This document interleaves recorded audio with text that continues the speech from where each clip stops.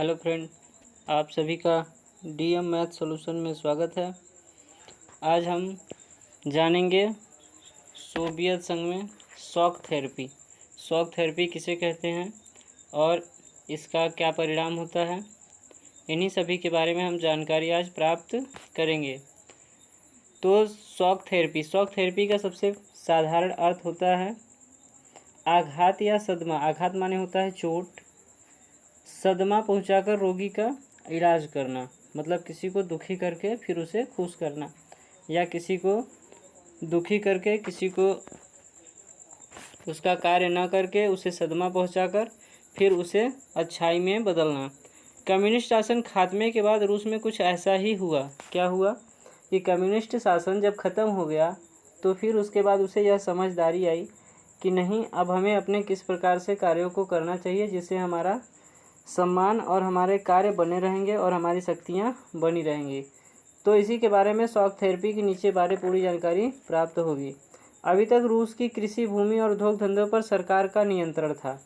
अब देखिए, जहाँ भी यदि सरकार का नियंत्रण किसी भी भूमि, छोटे उद्योग धंधों पर रहेगा तो उसे हम समाजवादी व्यवस्था कहा जाता है। समाजवादी व्यवस्था किसे कहा जाता है, कई बार क्वेश्चन पूछा जाता है। तो समाजवादी व्यवस्था, यदि किसी या भूमि के उद्योग धंधों पर यदि सरकार का कोई भी नियंत्रण रहता है तो उसे समाजवादी व्यवस्था कहा जाता है। वैसा ही रूस में यह व्यवस्था थी और रूस पहले समाजवादी व्यवस्था को ही प्रोत्साहन दे रहा था और समाजवादी व्यवस्था के वजह से ही अमेरिका से लड़ाइयाँ या शीत युद्ध फैला हुआ था।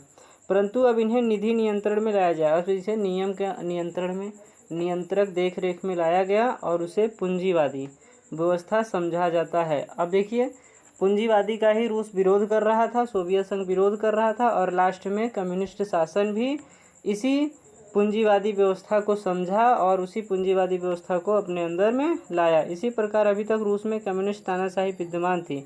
कम्युनिस्ट तानाशाही किस लिए विद्यमान थी? समाजवादी व्यवस्था के कारण ही विद्यमान थी। लेकिन जैसे ही समाजवादी कारण व्यवस्थाएं खत्म हुई, पूंजीवादी व्यवस्था प्रारंभ हुआ, वैसे ही लोकतांत्रिक व्यवस्था हुई और कम्युनिस्ट शासन की शक्तियां पूर्ण तरीके से नष्ट हो गई और कम्युनिस्ट प्रशासन खुद सुधर गया। और वैसे देखिए क्या हुआ, पहले उन्होंने पब्लिक को किस प्रकार से दुखी किया, पब्लिक को किसी प्रकार से व्यवस्था नहीं दी, किसी प्रकार से उनका विकास नहीं किया। फिर अंतिम में उन्होंने यही नियम पूंजीवादी व्यवस्था अपनाई और धीरे धीरे पब्लिक का विकास करने लगी और पब्लिक को समझने लगी। अब देखिए, इस तरीके से शॉक थेरेपी था। तो शॉक थेरेपी का आर्थिक परिणाम किस तरीके से हुआ? शॉक थेरेपी का सबसे पहला है आर्थिक परिणाम। आर्थिक परिणाम में क्या है? सामाजिक सुरक्षा का बिखर जाना। समाज में जो सुरक्षाएं थी, जो व्यवस्थाएं थी, जो सैन्य शक्तियां थी, वह सभी धीरे धीरे विखंडित हो गई। सोवियत संघ पहला ऐसा देश था जहां नागरिकों को काम का अधिकार किसे कहा जाता है? जहां पर बुढ़ापे में या फिर बीमारी में या गरीबी में उस व्यक्ति को सरकार द्वारा सुरक्षा प्रदान कर दिया जाना। मतलब क्या कि गरीबी हो या किसी प्रकार की बीमारी हो या बुढ़ापा हो या फिर व्यक्ति लंगड़ा लूढ़ा किसी प्रकार का हो जो कार्य न कर सके, तो उसकी पूरी सुरक्षा सरकार द्वारा दिया जाना, इसे कहते हैं काम का अधिकार। परंतु सामाजिक सुरक्षा का घेरा इस तरीके से टूट चुका था, इसलिए अब यह सरकार की गरीबी बढ़ती गई। क्यों पब्लिक की गरीबी बढ़ती गई? क्योंकि सरकार यह नियम काम का अधिकार को धीरे धीरे, स्वास्थ्य सेवा करीब ठप हो गया और काम का अधिकार धीरे धीरे खत्म हो गया। अगला है आर्थिक विषमताएं। नई आर्थिक व्यवस्था ने रूस को अमीरों और गरीबों के बीच बांट दिया गया था। क्या कह रहा है? सामूहिक जब खेतों और उद्योगों की निजीकरण में आर्थिक विषमताएं बहुत बढ़ गई और नई आर्थिक व्यवस्था में रूस के अमीरों और गरीबों में जब बांट दिया, जब अमीर अलग हो गए और गरीब अलग हो गए, तो उसके बीच में बचे मध्यम वर्ग। मध्यम वर्ग का कभी ऐ नहीं था जो वहाँ की राजनीति में प्रभावित सबसे हुए। वह प्रभावित सबसे क्यों हुए? क्योंकि सबसे प्रभावित ये हुए कि अमीर अलग हो गए और गरीब अलग हो गए, लेकिन जो बीच में रह गए उनको तो आघात पहुंचा, वो तो किसी प्रकार के विकासशील में भाग नहीं ले पाए। ये था हमारा आर्थिक विषमता। ये विषमता फैल गया कि हम गरीब में समूह में आए और वो अमीर के समूह। तीसरा है आर्थिक संकट। आर्थिक संकट किस प्रकार का संकट होता है? जैसे कि अपने यहाँ किसी प्रकार की कल कारखानाओं का व्यवस्था न होना और उद्योग धंधों का व्यवस्था न होना, उत्पादन का व्यवस्था न होना, कृषि पालन कृषि फार्मों का व्यवस्था न होना। तो देखिए सामूहिक कृषि फार्मों का निजी फार्म में बदला जाना। अगला क्या है कि कृषि फार्म जो थे, जो सरकार के नियंत्रण में फार्म थे, वो निजी स्वयं के फार्म में बदल जाना। सरकारी कल कारखानों को निजी क्षेत्र में लाया जाना, मतलब अपने अपने क्षेत्र में अलग अलग क्षेत्रों में लाया जाना और अपने अलग अलग कल कारखाना, प्राइवेट कल कारखाने की व्यवस्था किया जाना और उसका डेवलपमेंट किया जाना। लेकिन ये काम आसान इतना नहीं था, इसलिए बोरिस एल्त्सिन का कार्यकाल बहुत संकटपूर्ण बना हुआ था। इसी को कहते हैं कि आर्थिक संकट आना, क्योंकि कल कारखानों की बिक्री की हमसे बहुत कम थी, वहाँ पे बहुत कम व्यवस्थाएं थी, बहुत बिक्री कीमतें बहुत कम थी, इसलिए इसे इतिहास का सबसे बड़ी गैराज सेल भी कहा जाता है। अगला है मुद्रास्फीति। मुद्रास्फीति क्या है? मुद्रास्फीति एक प्रकार का पैसा है। मुद्रास्फीति रूस में ऐसे लोगों का अभाव था जो निजी कंपनियों को कुशलतापूर्वक चला सके। रूस में ऐसा कोई अमीर या गरीब व्यक्ति, क्योंकि सभी व्यक्ति को सरकार पर नियंत्रण था और कोई व्यक्ति न तो अमीर था न गरीब था, इसलिए कोई भी व्यक्ति अपनी धन को इकट्ठा नहीं करता था। जब जानता था कि सरकार व्यवस्था निरंतर रही है और हमारे खाने पीने की हर प्रकार की आर्थिक सहायताएं प्रदान कर ही रहा है, तो हमें अपनी धन बहाव की व्यवस्था करने से क्या फ़ायदा। लेकिन जब काम का अधिकार खत्म हुआ तो फिर ऐसा कोई कुशलता व्यक्ति प्रभावित ही नहीं हुआ, इसलिए वहाँ पे कुशलता की सबसे बड़ी कमी आई थी। अब मुद्रास्फीति इतनी बड़ी कि रूसी मुद्रा रूबल का मूल्य काफ़ी नीचे, धीरे धीरे काफ़ी एकदम नीचे आता गया, और जब 1962 से लेकर वर्ष तक पूर्व रूस पर $160 का विदेशी कर्ज चढ़ गया।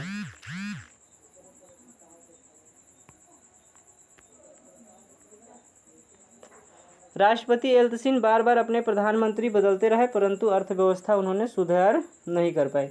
पुराना कृषि जो औद्योगिक ढांचा टूटा चुका था, पुराना जो कृषि व्यवस्था था, औद्योगिक था, कृषि प्रधान था, कारखाना था, जो भी सब चीज़ें थे वो सारे टूट चुके थे। उनके स्थान पर नई व्यवस्था प्रकट करना इतना आसान कार्य नहीं था।